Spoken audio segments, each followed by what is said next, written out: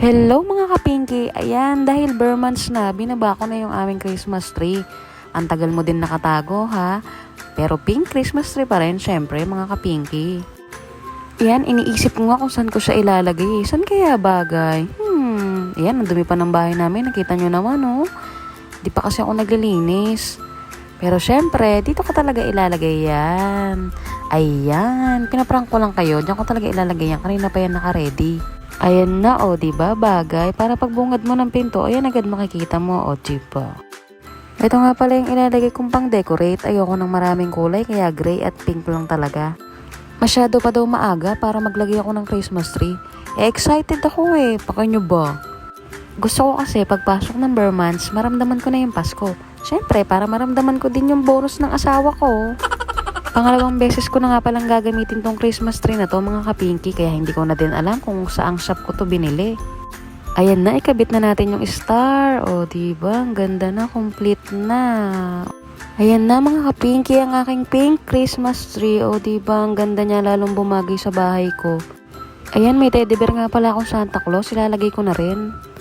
O diba, ang ganda na, nilagyan ko na rin ng ilaw, binuksan ko na rin mga kapinky.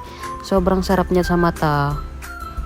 Ayan, naglinis na nga rin pala ako ng bahay. Siyempre, mas masarap tignan yung Christmas tree color pink kapag malinis ang bahay natin. Pero araw-araw naman ako naglilinis mga kapinky. Naiinis kasi ako kapag marumi ang bahay, kaya linis din ako ng linis. Tsaka magaan ang buhay mga kapinky kapag malinis ka sa bahay. Ayan, nilagay ko na din pala yung carpet namin. Diyan kasi nahiga yung dalawa kong anak O ayan na mga kapinky, tapos na akong maglinis. O diba, ang sarap sa mata. Mga kapinky, may pera man o wala, dapat malinis pa rin tayo sa bahay. Wala ka nang pera, ang dumi pa ng bahay mo, diba? At lalo ka may stress na. Kaya mga kapinky, kahit maliit ang ating bahay, ugaliin po nating araw-araw maglinis. Bukod sa maganda ang pasok ng grasya, syempre para na din sa safety ng ating pamilya.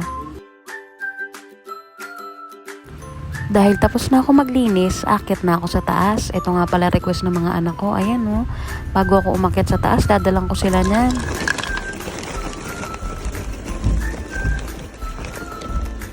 Siyempre, dapat ang ating aqua plush ay color pink din.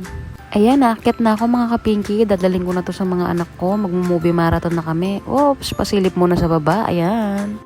Okay, salamat po sa panonood mga kapinky. Kita-kits ulit. Bye-bye!